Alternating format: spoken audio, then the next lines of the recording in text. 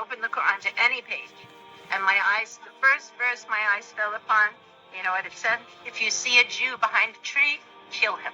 I slammed the book shut. I threw it on the table. I was very angry. What is this trash you told me to read?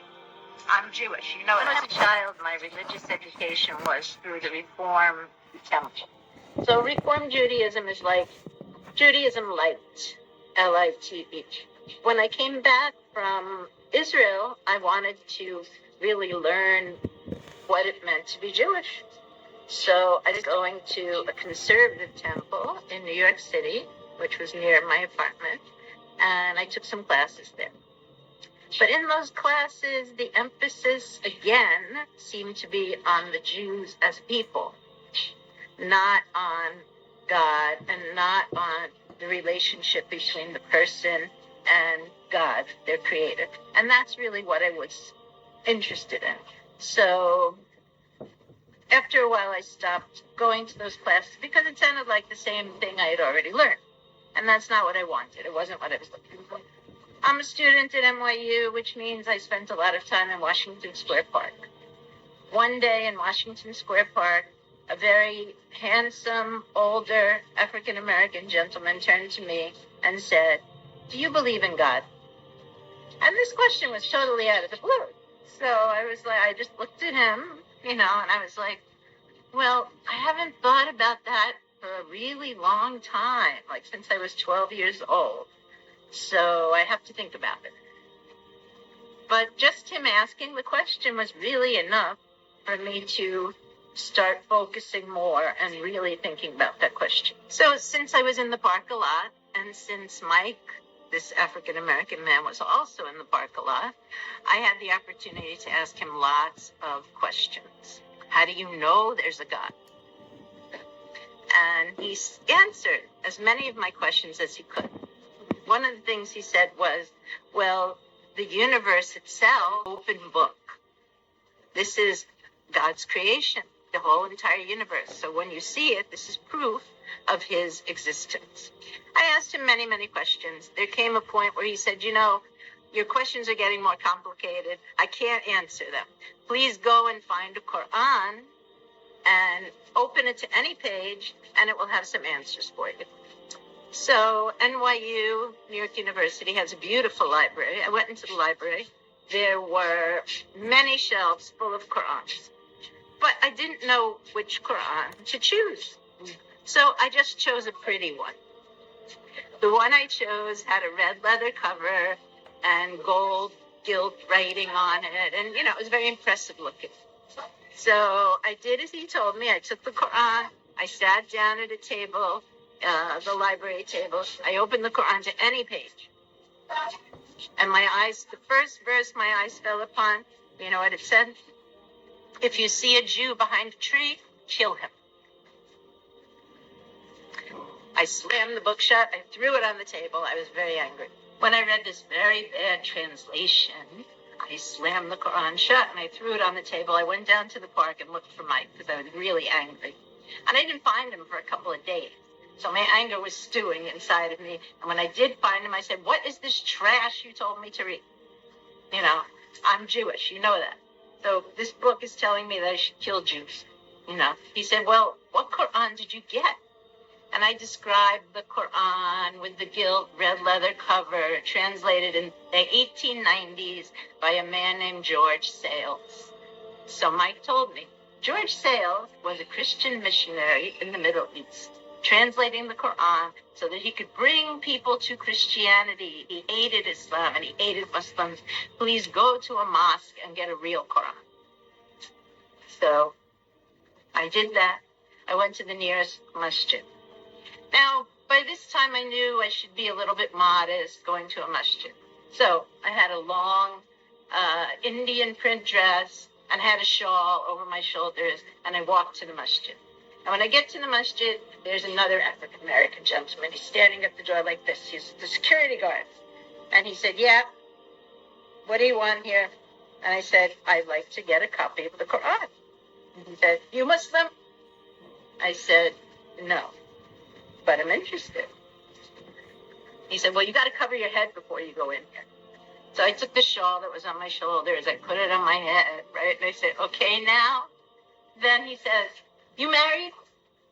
So I knew where this was headed. I said, no, I'm not married. I'm not interested in getting married. I'm interested in the Quran. Can I go inside? So finally he opens the door, and I just waited. After a short while, a nice, handsome man came. He had his head covered with something. He was dressed like a Bengali. And he sat down and asked me, yes, sister, what is it that you are here for? What would you like? Welcome to our masjid. He was very nice. And I said, I would like a Quran. So he said, okay, we have this Yusuf Ali Quran. It's a good translation. And, of course, the Quran can never be exactly translated. You have to keep in mind that it's in Arabic, and this is the best translation we have. So I was very happy. I took the Quran. I went outside again, took it home with me, and started reading. And it wasn't like any book I had ever read before. It didn't seem to really have a beginning or an end. But what impressed me the most were the verses that were all about nature. After all, I wanted to know about Allah's existence. And my friend had told me that the whole universe is an open book. And here in the Quran, this open book, Allah subhanahu wa ta'ala is describing his universe and all the things he created. He said, don't you see the stars? Don't you see everything around you and the beauty of it and the animals that you can eat and that you use for riding and that you get milk from and the bees that give honey? And all these verses were just very fascinating to me. By reading the Quran, I really did start to believe that, okay, there's a creator, there's a God. He created all these beautiful things. And he started to show me those things very specifically. I asked for a sign, and he gave me signs. The beautiful rings of Saturn, we were just seeing the first satellite pictures. So there are these perfect rings.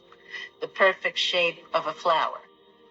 The fact that clouds are different every day and that the sky is different every day. All these things pointed me toward a creator.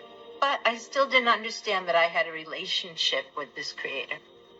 I talked to my friend Mike about it. I said, I have friends, but I still feel very lonely. And I'm wondering if God created me, what is his connection to me? What is his relationship with me? And he said, well, there's a number you can call to ask this question. You can actually call God. I said, oh, come on. What are you talking about? He said, yeah, there's a hotline number. It's 33 33 34.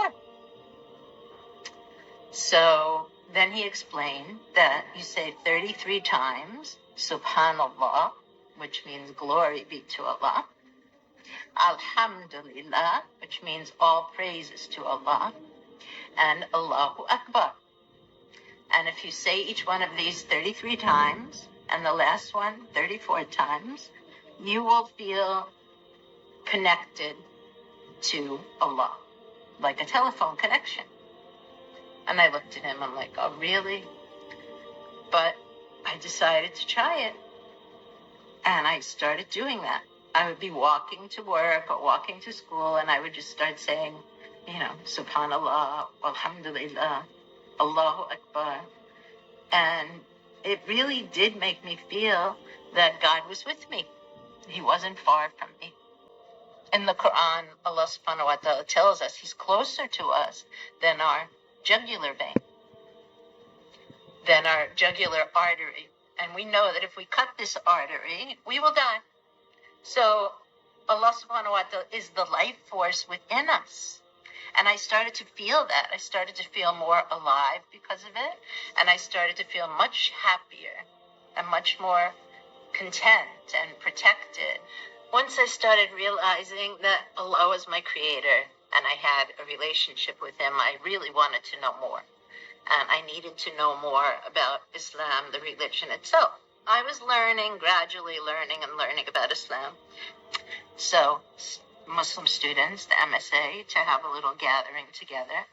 And their imam, who was from Iraq, They were very young. We were all students. He gave me my shahada, and I repeated after him, La ilaha illallah, Muhammad Rasulullah.